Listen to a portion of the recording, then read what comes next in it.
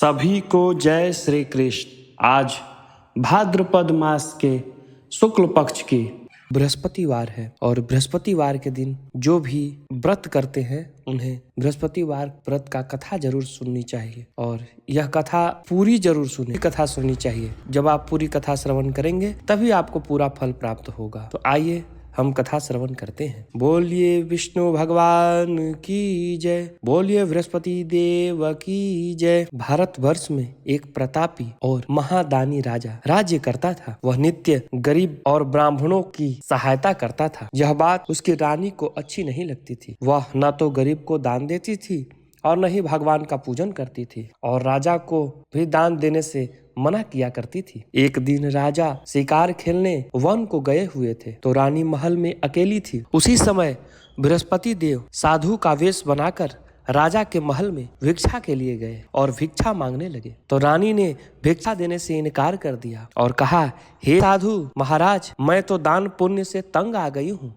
मेरा पति सारा धन लुटाते रहते हैं। मेरी इच्छा है कि हमारा सारा धन नष्ट हो जाए और फिर न रहेगा बांस और न बजेगी बांसुरी। साधु ने कहा, हे देवी, तुम तो बड़ी विचित्र हो। धन संतान तो सभी चाहते हैं, पुत्र और लक्ष्मी तो पापी के घर में भी होना चाहिए। यदि तुम्हारे पास अधिक धन है तो भूखों को भोजन दो, प्यासों को पानी पिलाओ, मुसाफिरों के लिए धर्मशालाएं खुलवाओ। जो निर्धन अपनी कुंवारी कन्या का विवाह नहीं कर सकते हैं उनका विवाह करा दो। ऐसा और कई काम है जिनके करने से तुम्हारा यश लोक परलोक में फैलेगा। परंतु रानी पर उपदेश का कोई प्रभाव न पड़ा। वह बोली, महाराज, आप मुझे कुछ न समझाएं। मैं ऐसा धन नहीं चाहती जो हर जगह बांटती फिरूं। साधु ने उत्तर दिया, यदि तुम्हारी ऐसी ही इच्छा है तो तथास्तु। तुम ऐसा करना कि बृहस्पतिवार को घर लीपकर पीली मिट्टी से अपना सिर धोकर स्नान करना और भट्ठी चढ़ाकर कपड़े धोना। ऐसा करने से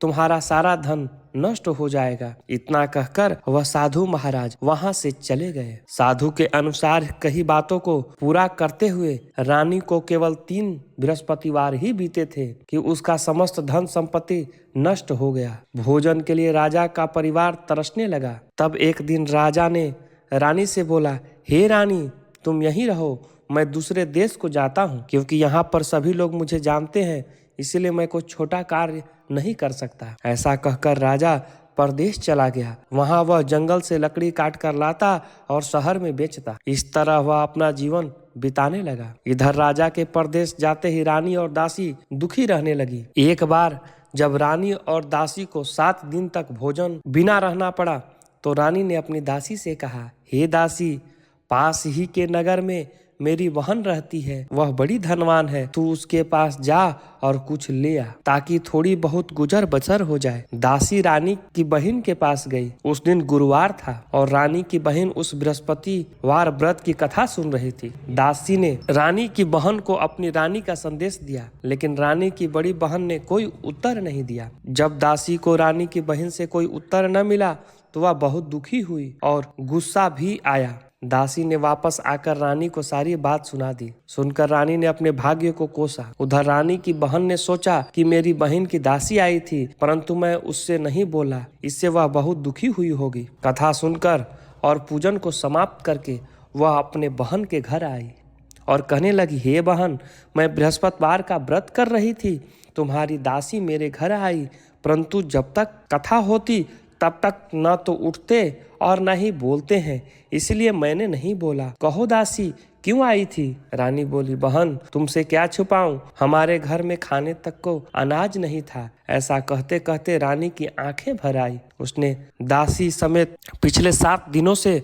भूखे रहने तक की बात अपनी बहन को विस्तार पूर्वक सुना दी। रानी की बहन बोली, देखो बहन, भगवान बृहस्पति देव सबकी मनोकामना को पूर्ण करते हैं। देखो, शायद तुम्हारे घर में अनाज रखा हो। पहले तो रानी को विश्वास ही नहीं हुआ, पर बहन के आग्रह करने पर उसने अपने दासी को अंदर भेजा तो सचमुच अनाज से भरा एक घड़ा मिल गया। यह देखकर दासी को बड़ी हैरानी हुई। दासी रानी से कहने लगी, हे रानी, जब हमको भोजन नहीं मिलता तो हम व्रत ही तो करते हैं, इसीलिए क्यों ना इनसे व्रत और कथा की विधि पूछ ली जाए ताकि हम भी व्रत कर सकें। तब रानी ने अपने बहन से बृहस्पतिवार व्रत के बारे में पूछा। उसकी बहन ने बताया, बृहस्पतिवार के व्रत में चने की दाल और मुनक्का से विष्णु भगवान का केले की जड़ में पूजन करें तथा दीपक जलाएं, व्रत कथा सुने और पीला भोजन ही करें। इसमें बृहस्पति देव प्रसन्न होते हैं।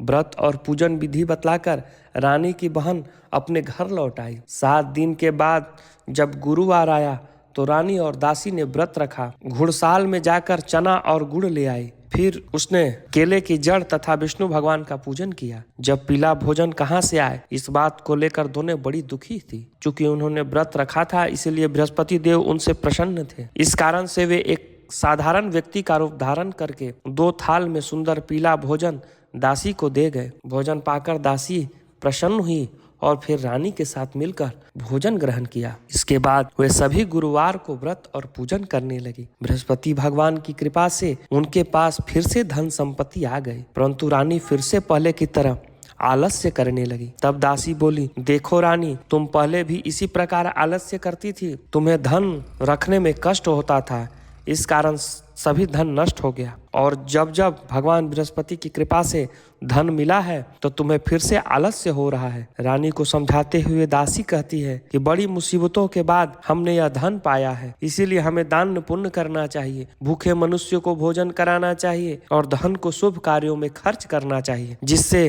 तुम्हारे कुल यश बढ़ेगा, स्वर्ग की प्राप्ति होगी और पितृ प्रसन्न होंगे। दासी की बात सुनकर रानी अपना धन शुभ कार्यों में खर्च करने लगी, जिससे पूरे नगर में उसका यश फैलने लगा। एक दिन राजा दुखी होकर जंगल में पेड़ के नीचे आसन जमाकर बैठ गया। वह अपनी दशा को याद करके व्याकुल होने लगा। बृहस्पतिवार का दिन था। एकाएक उसने देखा कि निर्जन वन में एक साधु प्रकट हुए। वह साधु वेश में स्वयं बृहस्पति देवता थे। लकड़हारे के सामने आकर बोले, हे लकड़हारे, इस सुनसान जंगल में तुम चिंता मग्न क्यों बैठा है? लकड़हारे ने दोनों हाथ जोड़ करके प्रणाम किया और उत्तर दिया, महात्मा जी, आप सब कुछ जानते हैं, मैं क्या कहूँ? यह कहकर रोने लगा और साधु को अपनी आत्मकथा सुनाई। महात्मा जी ने कहा, तुम्हारी स्त्री ने बृहस्पति के दिन बृहस्पति भगवान का निरादर किया, जिसके कारण रुष्ट होकर उन्होंने तुम्हारी यह दशा कर दी है। अब तुम चिंता को दूर करके मेरे कहने पर चलो तो तुम्हारे सभी कष्ट दूर हो जाएंगे और भगवान पहले की तरह अधिक धन संपत्ति देंगे। तुम बृहस्पतिवार के दिन कथा किया करो। 2 पैसे के चने मुनक्का लाकर उसका प्रसाद बनाओ और शुद्ध जल से लोटे में शक्कर मिलाकर अमृत तैयार करो। कथा के पश्चात अपने सारे परिवार और सुनने वालों प्रेमियों में अमृत व प्रसाद बांटकर आप भी ग्रहण करो। ऐसा करने से भगवान तुम्हारी मनोकामना पूर्ण करेंगे। साधु के ऐसे वचन सुनकर लकड़हारा बोला, हे प्रभु, मुझे लकड़ी बेचकर इतना पैसा नहीं मिलता है जिससे मैं भोजन के उपरांत कुछ बचा सकूं। मैंने रात्रि में अपने स्त्री को व्याकुल देखा है और मेरे पास कुछ भी नहीं है जिससे मैं उसकी खबर मंगा सकूं। साधु ने कहा, हे लकड़हारे, तुम भी किसी बात की चिंता मत करो। बृहस्पति के दिन तुम रोजाना की तरह लकड़ियां लेकर शहर को जाओ। तुमको रोज से दुगना धन प्राप्त होगा, जिसे तुम भली भांति भोजन कर लोगों तथा बृहस्पति देव की पूजा का सामान भी आ जाएगा। इतना कहकर साधु अंतर्ध्यान हो गया। धीरे धीरे समय बीत जाने के बाद फिर से बृहस्पतिवार का दिन आया। लकड़हारा जंगल में लकड़ी काटकर किसी शहर में बेचने को गया। उसे उस दिन और दिन से अधिक पैसा मिला। राजा ने चना गुड़ आदि लाकर गुरुवार का व्रत किया। इस दिन से उसे सभी क्लेश दूर हो गए। परंतु जब भी दोबारा गुरुवार दिन आया तो बृहस्पतिवार का व्रत करना भूल गया। इस कारण बृहस्पति भगवान नाराज हो गए और उस दिन उस नगर के राजा ने विशाल यज्ञ का आयोजन किया तथा शहर में यह घोषणा करा दी कि कोई भी मनुष्य अपने घर में भोजन न बनावे, न आग जलावे, समस्त जनता मेरे यहाँ भोजन करने आवे। इस आज्ञा को जो न मानेगा उसे फांसी की सजा दी जाएगी। इस तरह घोषणा संपूर्ण नगर में करवा दी गई। राजा की आज्ञा के अनुसार शहर के सभी लोग भोजन करने गए, लेकिन लकड़हारा कुछ देर से पहुंचा, इसीलिए राजा ने उसको अपना साथ घर लिवा ले गए और ले जाकर भोजन करा रहे थे तो रानी की दृष्टि उस खूंटी पर पड़ी जिस पर उसका हार लटका हुआ था। वह वहां पर दिखाई नहीं दिया। रानी ने निश्चय किया कि मेरा हार इस मनुष्य ने चुरा लिया है। उसी समय सिपाहियों को बुलाकर उसे कारागार में डलवा दिया। जब लकड़हारा कारागार में पड़ गया तो बहुत दुखी होकर विचार करने लगा कि न जाने कौन से पूर्व जन्म के कर्म से मुझे यह दुख प्राप्त हुआ है, और उस साधु को याद करने लगा जो जंगल में मिला था। उसी समय तत्काल बृहस्पति देव साधु के रूप में प्रकट हुए और उसकी दशा को देखकर कहने लगे, अरे मूर्ख, तूने बृहस्पतिवार के दिन कथा नहीं करी, इस कारण तुझे दुख प्राप्त हुआ है। अब चिंता मत कर, बृहस्पतिवार के दिन कारागार के दरवाजे पर 4 पैसे पड़े मिलेंगे, उनसे तू बृहस्पति देव की पूजा करना, तेरे सभी कष्ट दूर हो जाएंगे। बृहस्पति के दिन उस 4 पैसे मिले। लकड़हारे ने कथा कही। उसी रात्रि को बृहस्पति देव ने उसे नगर के राजा को स्वप्न में कहा, हे राजन, तूने जिस आदमी को कारागार में बंद कर दिया है वह निर्दोष है, वह राजा है, उसे छोड़ दो। रानी का हार उसी खूंटी पर लटका है, अगर तूने ऐसा नहीं करेगा तो मैं तेरे राज्य को नष्ट कर दूंगा। इस तरह रात्रि के स्वप्न को देखकर राजा सुबह उठकर खूंटी पर हार देखकर लकड़हारे को बुलाकर क्षमा मांगी तथा लकड़हारे को योग्य सुंदर वस्त्र और आभूषण देकर विदा कर दिया। बृहस्पति देव की आज्ञा के अनुसार लकड़हारा अपने नगर को चल दिया। राजा जब अपने नगर के निकट पहुंचा तो उसे बड़ा आश्चर्य हुआ। नगर में पहले से अधिक बाग, तालाब, कुएं, बहुत सी धर्मशालाएं, मंदिर आदि बन गई है। राजा ने पूछा, किसका बाग और धर्मशाला है? तब नगर के सब लोग कहने लगे, यह सब रानी और दासी के हैं। तो राजा को आश्चर्य हुआ और गुस्सा भी आया। जब रानी ने यह खबर सुनी कि राजा आ रहे हैं तो उसने दासी से कहा कि हे दासी, देख, राजा हमको कितनी बुरी हालत में छोड़कर गए थे। हमारी ऐसी हालत देखकर वह लौट ना जाए, इसीलिए तू दरवाजे पर खड़ी हो जा। आज्ञा के अनुसार दासी दरवाजे पर खड़ी हो गई। राजा आए तो उन्होंने अपने साथ लिवा लाई। तब राजा ने क्रोध करके अपनी रानी से पूछा, यह धन तुम्हें कैसे प्राप्त हुआ है? तब उसने कहा, हमें यह सब धन बृहस्पति देव के इस व्रत के प्रभाव से प्राप्त हुआ है। तब राजा ने निश्चय किया कि 7 रोज बाद तो सभी बृहस्पति देव की पूजा करते हैं, परंतु मैं प्रतिदिन 3 बार यह कथा तथा रोज व्रत किया करूंगा। अब हर समय राजा के दुपट्टे में चने की दाल बंधी रहती तथा दिन में 3 बार कथा करता और कथा सुनता। एक रोज राजा ने विचार किया कि चलो अपने बहन के यहाँ से हो आओ। इस तरह निश्चय करके राजा घोड़े पर सवार होकर अपने बहन के यहाँ चलने लगा। मार्ग में उसने देखा कि कुछ आदमी एक मुर्दे को लिए जा रहे हैं। उन्हें रोककर राजा कहने लगा, अरे भाइयों, मेरी बृहस्पति देव की कथा सुन लो। वे बोलो, लो, हमारा तो आदमी मर गया है, इसको अपनी कथा की पड़ी है। परंतु कुछ आदमी बोलो, अच्छा कहो, हम तुम्हारी कथा भी सुनेंगे। राजा ने दाल निकाली और जब कथा आधी हुई तो मुर्दा हिलने लगा, और जब कथा समाप्त हो गई तो राम राम करके मनुष्य उठकर खड़ा हो गया। आगे मार्ग में उसने एक किसान खेत में हल चलाता मिला। राजा ने उसे देखकर और उससे बोला, अरे भैया, तुम मेरी बृहस्पतिवार की कथा सुन लो। किसान बोला, जब तक मैं तेरी कथा सुनूंगा तब तक 4 हरैया हर जोत लूंगा। जा अपनी कथा किसी और को सुनाना। इस तरह राजा आगे चलने लगा। राजा के हटते ही बैल पछाड़ खाकर गिर गया तथा किसान के पेट में बड़ी जोर का दर्द होने लगा। उसी समय उसकी माँ रोटी लेकर आई। उसने जब यह देखा तो अपने पुत्र से सब हाल पूछा और बेटे ने सभी हाल कह दिया। तो बुढ़िया दौड़ी दौड़ी उस घुड़सवार के पास गई और बोली कि मैं तेरी कथा सुनूंगी, तू अपनी कथा मेरे खेत पर चलकर ही कहना। राजा ने बुढ़िया के खेत पर जाकर कथा कही, जिसके सुनते ही बैल उठकर खड़े हो गए।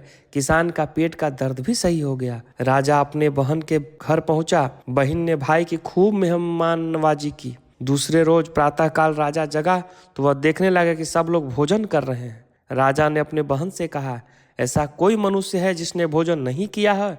वह मेरी बृहस्पतिवार की कथा सुन ले। बहन बोली, हे भैया, यह देश ऐसा ही है कि पहले यहाँ लोग भोजन करते हैं, बाद में दूसरा काम करते हैं। अगर कोई पड़ोस में हो तो मैं देख आती हूँ। वह ऐसा कहकर देखने चली गई, परंतु उसे कोई ऐसा व्यक्ति नहीं मिला जिसने भोजन न किया हो। अतः वह एक कुम्हार के घर गई जिसका लड़का बीमार था। उसे मालूम हुआ कि उसके यहाँ 3 रोज से किसी ने भोजन नहीं किया है। रानी ने अपने भाई की कथा सुनने के लिए उस कुम्हार को कहा तो वह तैयार हो गया। राजा ने जाकर बृहस्पतिवार की कथा कही, जिसको सुनकर उसका लड़का ठीक हो गया। अब तो राजा की प्रशंसा होने लगी। एक रोज राजा ने अपने बहन से कहा कि हे बहन, हम अपने घर को जाएंगे, तुम भी तैयार हो जा।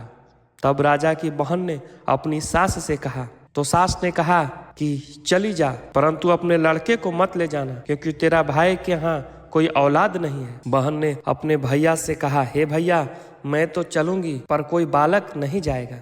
राजा बोला, जब कोई बालक नहीं चलेगा तब तुम ही क्या करोगी? बड़े दुखी मन से राजा अपने नगर को लौट आया। राजा ने अपनी रानी से कहा कि हम निर्वंशी हैं, हमारा मुख देखने का धर्म नहीं है और कुछ भोजन आदि नहीं किया। रानी बोली, हे प्रभु, बृहस्पति देव ने हमें सब कुछ दिया है, वह हमें औलाद भी अवश्य देंगे। उसी रात को बृहस्पति देव ने राजा को स्वप्न में कहा, हे राजा उठ, सभी सोच त्याग दे, तेरी रानी गर्भ से है। राजा की बात यह सुनकर बड़ी खुशी हुई और 9वें महीने में उसके गर्भ से एक सुंदर पुत्र उत्पन्न हुआ। तब राजा बोला, हे रानी, स्त्री बिना भोजन के रह सकती है पर बिना कहे नहीं रह सकती है। जब मेरी बहन आवे तो तुम उससे कुछ मत कहना। रानी ने सुनकर हाँ कर दिया। जब राजा की बहन ने यह शुभ समाचार सुना तो वह बड़ी खुश हुई तथा बधाई लेकर अपने भाई के यहाँ आई। तब रानी ने कहा, घोड़ा चढ़कर तो नहीं आई, गधी चढ़ के आई। राजा की बहन बोली, भाभी,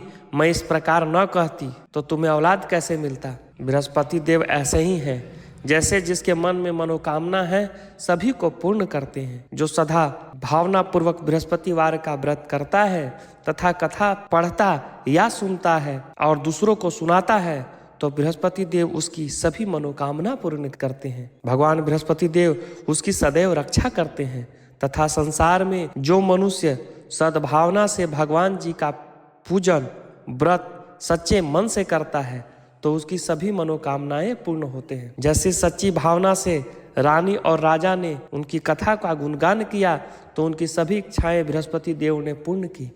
आइए अब हम बृहस्पति देव की एक और कथा का श्रवण करते हैं, जिसके सुनने से सभी पाप दूर होते हैं। एक बार भगवान विष्णु और योग माया गणुर पर बैठकर कैलाश पर्वत पर गए। द्वार पर गणुर देव को छोड़कर श्री हरि और योग माया भगवान शिव से मिलने अंदर चले गए। तब कैलाश की प्राकृतिक शोभा को देखकर गणुर भगवान मंत्र मुग्ध हो गए। तभी उनकी नजर एक खूबसूरत छोटी सी चिड़िया पर पड़ी। चिड़िया काफी सुंदर थी। गणुर जी का सारा ध्यान उस सुंदर चिड़िया की तरफ आकर्षित होने लगे। उसी समय कैलाश पर यमराज पधारे और अंदर जाने से पहले उन्होंने उस छोटे से पक्षी को आश्चर्य की दृष्टि से देखा। गरुड़ समझ गया कि उस चिड़िया का अंत निकट है और यमदेव कैलाश से निकलते ही उसे अपने साथ यमलोक ले जाएंगे। गरुड़ जी को बहुत ही दया आ गई। इतनी छोटी सी और सुंदर चिड़िया को मरता हुआ नहीं देख सकते थे, इसीलिए उन्होंने उसे अपने पंजे में दबाया और कैलाश से हजारों कोस दूर एक जंगल में चट्टान के ऊपर जाकर छोड़ दिया और खुद वापस कैलाश पर आ गए।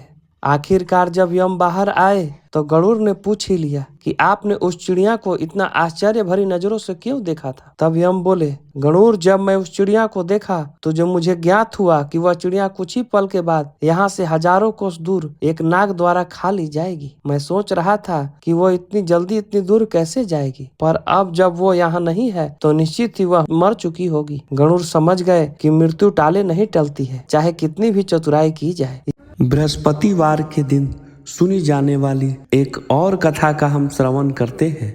बहुत प्राचीन काल में एक ब्राह्मण रहता था। वह बहुत ही गरीब था। उसके यहाँ कोई संतान भी नहीं थी। उसकी स्त्री बहुत मलिनता के साथ रहती थी। वह स्नान न करती थी, किसी देवता का पूजन न करती थी। इससे ब्राह्मण देवता बड़े दुखी थे। बेचारे बहुत कुछ कहते थे किंतु उसका परिणाम कुछ न निकलता था। भगवान की कृपा से ब्राह्मण की स्त्री कन्या के रूप में रत्न पैदा हुई। कन्या बड़ी होने पर स्नान करके विष्णु भगवान का जाप व बृहस्पतिवार का व्रत करने लगी। अपने पूजन पाठ को समाप्त करके विद्यालय जाती तो मुट्ठी में जौ भर के ले जाती और पाठशाला के मार्ग में डालते जाती। ये जौ स्वर्ण के हो जाते। लौटते समय उसे बीन कर घर ले आती थी। एक दिन वह बालिका सूप में उस सोने के जौ को फटक कर साफ कर रही थी कि उसके पिता ने देख लिया और कहा, हे बेटी, सोने के जौ के लिए सोने का सूप होना चाहिए। दूसरे दिन बृहस्पतिवार था। इस कन्या ने व्रत रखा और बृहस्पति देव से प्रार्थना करके कहा, मैं आपकी पूजा सच्चे मन से की है तो मेरे लिए सोने का सूप दे दो। बृहस्पति देव ने उसकी प्रार्थना स्वीकार कर ली और रोजाना की तरह वह कन्या जौ फैलाती हुई जाने लगी। जब लौट कर जौ बीन रही थी तो बृहस्पति देव की कृपा से उसे सोने का सूप मिला। उसे वह घर ले आई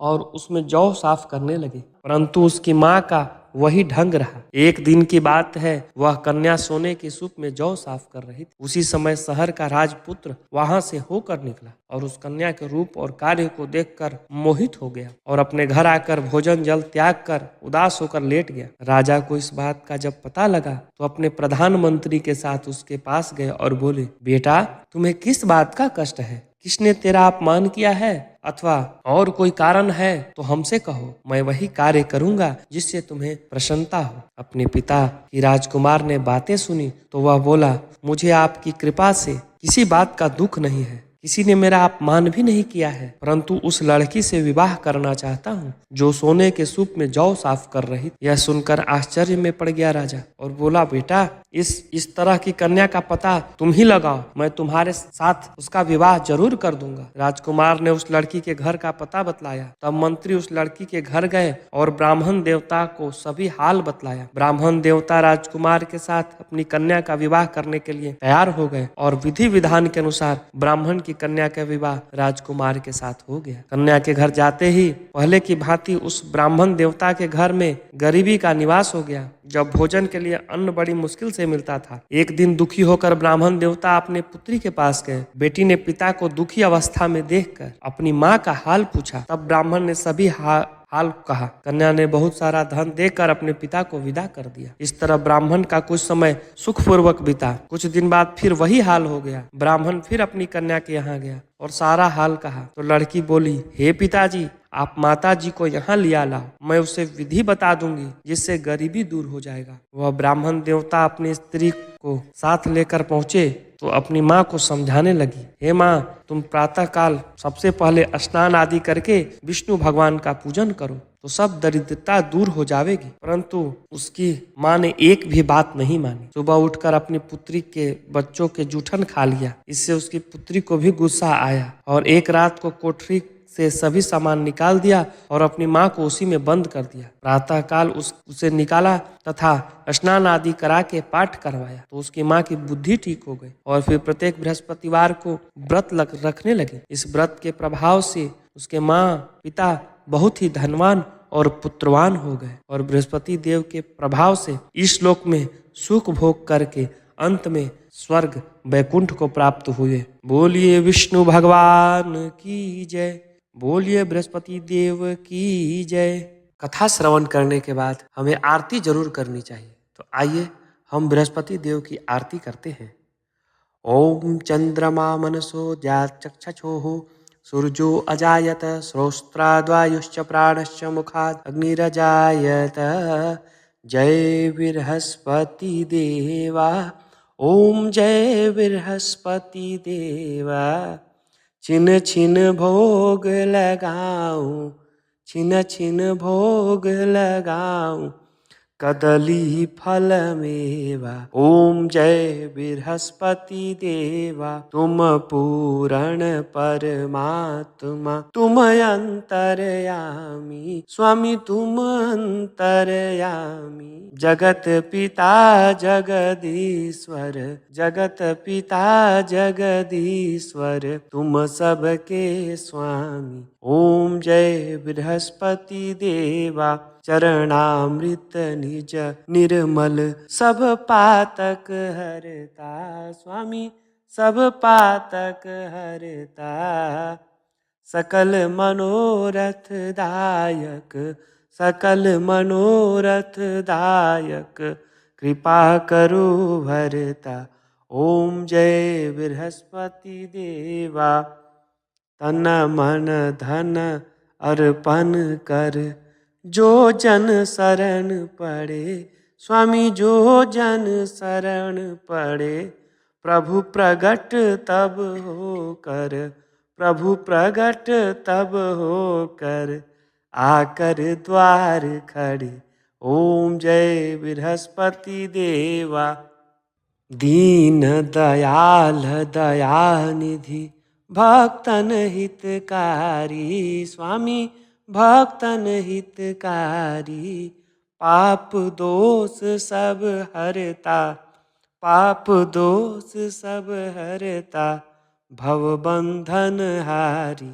ओम जय बृहस्पति देवा, सकल मनोरथ दायक, सब संशय तारो स्वामी, सब संशय तारो।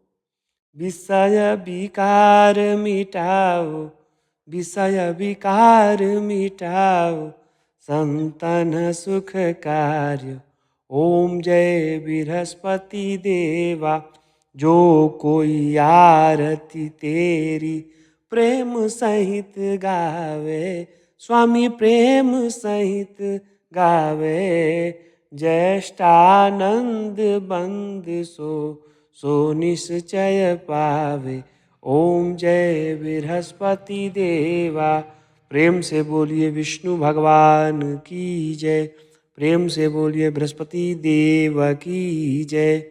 आरार्तिक्यं समर्पयामि जलेन शीतलीकरणम् आत्माभिवन्दनं देवाभिवन्दनम्।